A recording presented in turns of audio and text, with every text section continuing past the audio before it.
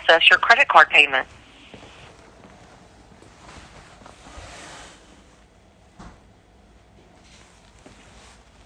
Your card was charged successfully. This call is from a correction facility and is subject to monitoring and recording. Thank you for using GTL. Hello? Hello. Hey, how you doing, sir? My name is Mark Ezzell. I talked to you the other day. Hey, Mark. Yeah, I just want to let you know before we go any further, I deal with about 100 prisoners, and it's always usually better that I talk at night. During the day, I'm kind of working, but I definitely got the next 15 minutes. But, in the future, if you get a chance, maybe you're more likely to catch me at night. Also, the credit card, it's going to start, affecting me at some point. I might have to, get an account, because every time you call me, it's going to be $1.90, and it adds up over time, so. But anyway, I didn't. Yeah, no problem, man. I know it's a satanic system. It's not your fault, so. Yeah, I gotcha. No, I wanted to call and let you know I'm gonna send a picture to you when you send the envelope, so you can put a picture up there too. And if somebody starts looking into my case, the Innocent Project had my case at one time out of DC, right? Okay. So they're willing to work with whoever. If somebody picks it up, they're willing to work with them. The only reason they couldn't pick my case up before because the state of Virginia does not pay them for non-biological cases. You know what I'm saying? Yeah. They don't get a grant for non-biological, only biological. Okay. I just wanted to run that past you. You know what I'm saying? Okay. Yeah, and remind me, man, I deal with so many. It's like even today, I've already been on the phone with 5 different guys. But you've been in prison 17 years. Is that? Am I recalling correctly? Yes, sir. 17 years. I've got 2 years and 9 months left. I get October. I'm in September the 27th of 2022. Okay. All right. And I did mail you a letter, so I hope it comes in. If not today, tomorrow, or early next week. I got you. Has that been put on Facebook yet or not? You still Yeah. No, your audio from the previous call will go on YouTube, Facebook, and BitChute. So that's already up there. This call will go up there too, unless you tell me otherwise. No, it's fine. Okay. It's definitely fine. Okay. Yeah, no, I'm just looking for somebody to help me out. You know what I'm saying? I've been down a while, and we've looked high and low and ain't been able to find nobody, but I know God answers prayers, so. Amen to that. Yeah, amen to that. Yeah, so I hope. Yep. I don't mean to interrupt you. Yeah, he absolutely does, and I hope you get my letter, and hopefully somebody listening to this will, have some idea about, what they can do. Yes, sir. I hope so. Man, I pray every day for both my parents are ill. My mother's got lupus, and my father's got leukemia. So they could use me back out there to help them and work and get them back on my feet. You know what I'm saying? Yeah. So I got you. I've been ready for a while. I've looked and seen guys come and go home all the time, and they've been in a lot worse trouble than I had in my life. That's for sure. But yes. I count my blessings because God's kept me in perfect health and everything throughout this prison bed. So. Right. Hey, that 17 years is a long time, man. Have you ever heard of Dillwyn Prison? Dilwyn. Does that ring a bell? Yes, sir. Dillwyn's right down the road from where I'm at. Really? I just posted a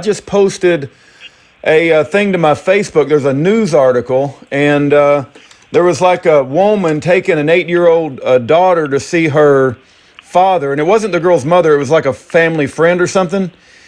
Anyway, the dogs alerted that there was some sort of problem, drugs or whatever so I guess they make the visitors strip search if the dog alerts. Anyway, the title of the article is, and this is at the Dillwyn prison. It was just released yesterday, so it's only a 1-day-year-old article. It says it's just 1 day ago. An 8-year-old girl was strip searched at a Virginia prison.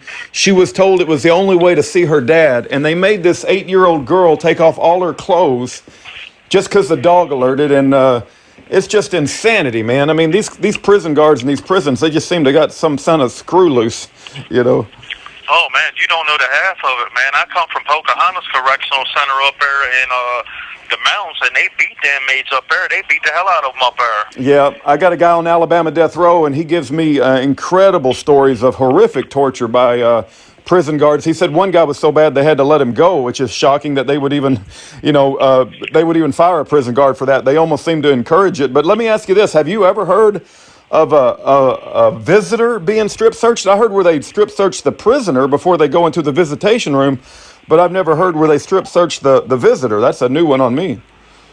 Yeah, they do it here. They strip them. They make them take their shirt off and everything else. From what I understand. Wow, the visitors, the ones who are coming to visit their family member. Or wow. Yeah, they tell them they're subject to search whenever they come in. Actually. Yeah. Well, I knew they got to be searched and go through an X-ray machine, and you got to empty your pockets of all the metal. But I've never heard of having to take off all your clothes and bend over and all that kind of crap. So. Insanity, man. Insanity. Hold on, my buddy's here. I might ask him. Hey, Okay. Dave, whenever your family comes, it got to be strip search? Yeah, they're strip searched. Wow. Oh, he said pat down. Yeah. Pat down, not strip search. Yeah. Yeah. Yeah. Yeah, they're pat down, but yeah, they are.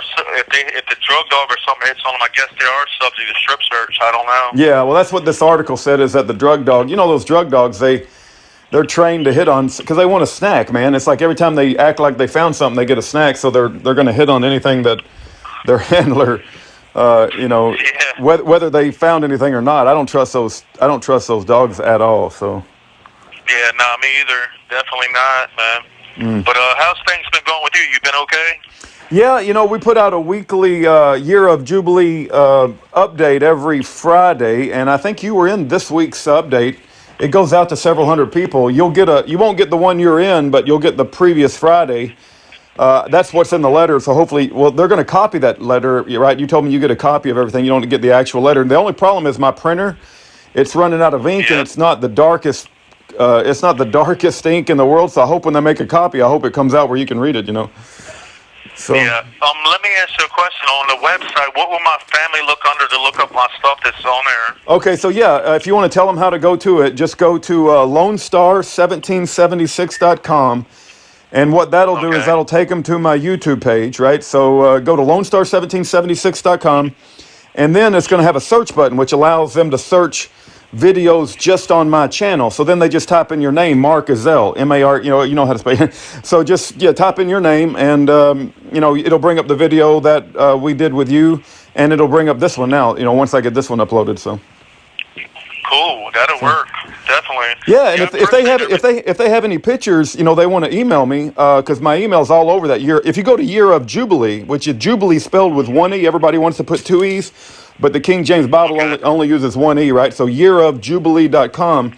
If you go to the top, there's my email address. And if they email me pictures of you outside of prison, I'll put a picture of you outside of prison. I mean, people need to relate to, the human element of what's going on, because most of the people that, a lot of people, not most of them, but a lot of them, oh, you shouldn't have done the crime if you can't do the time. It's just so sickening. It's like, don't realize how bad the system is and how people don't get a fair shake in trial, and they need to be re-educated how bad the system is, Yeah, especially when the lawyers are selling you out. They're working with the prosecution to get you. Oh, yeah. It's terrible. Yep. My case, I had a paid attorney named David Montague, and he lost his license for embezzlement in the middle of my case, and then they gave me George Rogers, which was a sellout attorney. He sold me out.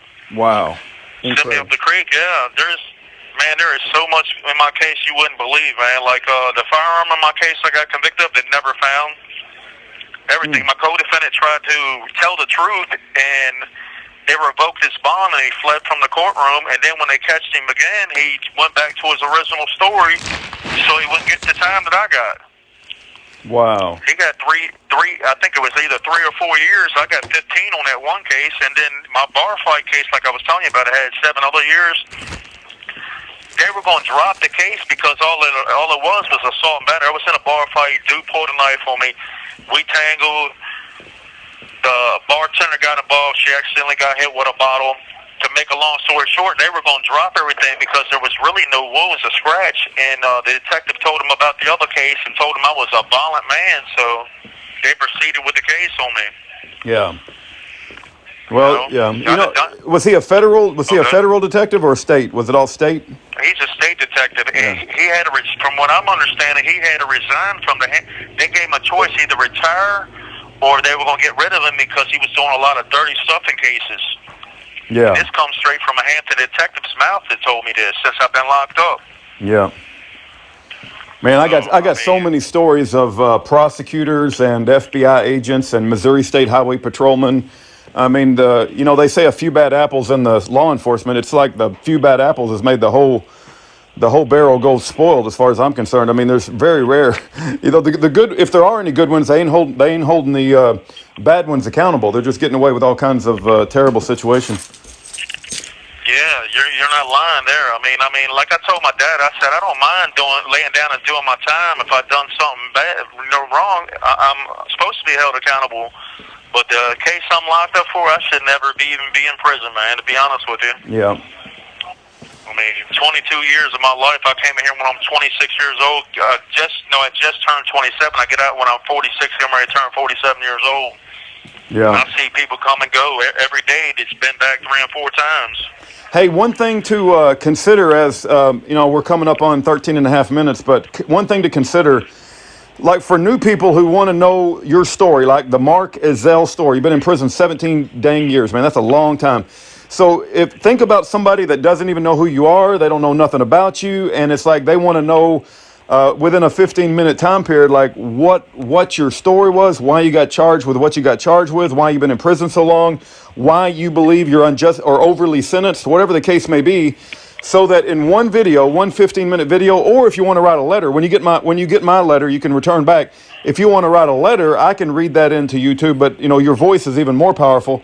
That way I can point somebody to like one resource to say, if you want to know anything about Mark Ezzell, you got to listen to this one video where you just go through your story, and that way we'll have something we can refer to. I don't know if you've ever written up your story before or talked about it, but just consider that, Yeah, I've done it. I can do that for you whenever you want me to. That's not a problem. Okay. Yeah. Well, yeah, good. Let me know when you want me to do it, and I'm ready. All right. Well, I don't know. If you want to do it when you call back. I mean, can you call back now, or you want to do it next week, or whatever you? I don't want to put you on the spot. If you want to think about it and make sure you include all the high points, it's up to you. No, I can call back now if you want me to. You would have to accept another call. I don't have no money on here. Yeah, that's cool. I'll do it. I'll do it one more time, but you're gonna have to knock it out in the 15 minutes that they give us, right? So. Yeah, I ain't got no problem with that. Okay. Yeah, that's cool, man. I think it would be good to have one call with your complete story that I can refer to when people want to know about your case. Okay. Yeah, so I'll call you right back so we can go ahead and do that then, okay? Okay, give me a chance to put in my credit card number and all that good stuff, when you call. Okay. All right, man. All right. Okay. So, all right, Mark. Okay, bye. Bye. Thank you for using GTL.